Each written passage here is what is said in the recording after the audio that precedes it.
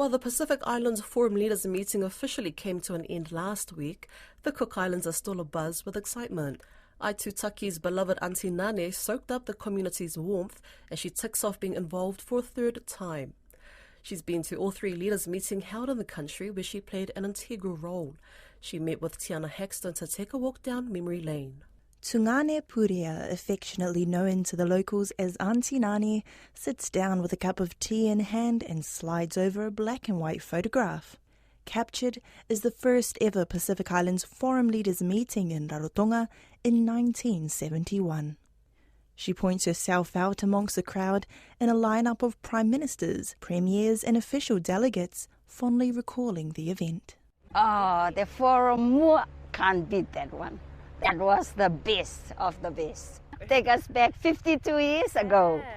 That's when the first forum was held. That was a beautiful forum held in Rarotonga. The people and the community got together. And then the 97 one, and then the 2023 one. But out of all that, the 1971 was the best.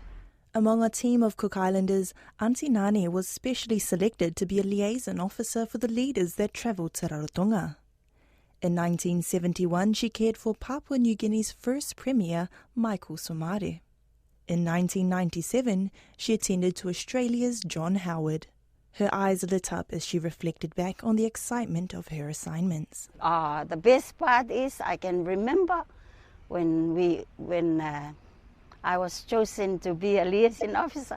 I was so proud because I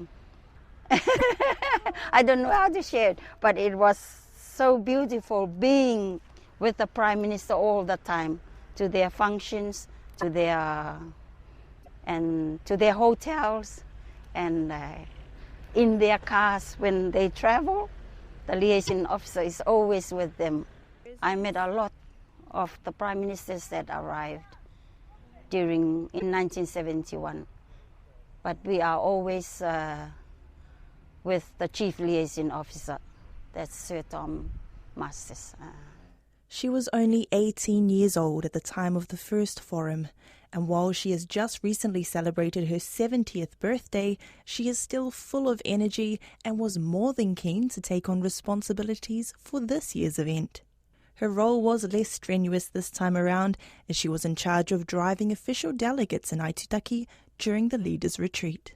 A VIP drive out, but I was happy to meet all the High Commissioner to each of the country and all the official delegation I carried, and the securities, the policemen, and all the overseas mate.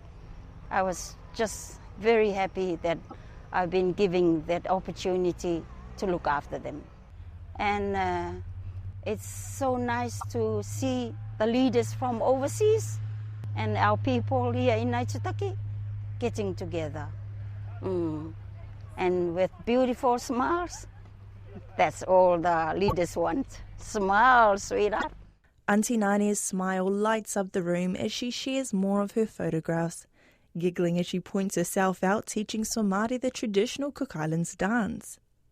She left quite an impression on the late Premier, as it was he who posted these photographs to her, enclosed in a handwritten note.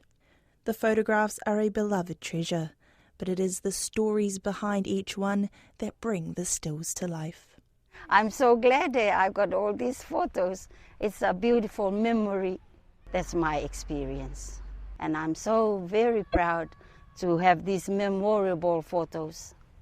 As we finish our cup of teas and the sun sets beyond the Aitutaki Lagoon, Auntie Nane lets out a breath, content. While the forum may be over, the memories of the week are alive and dancing in the twinkle of Auntie Nane's eyes.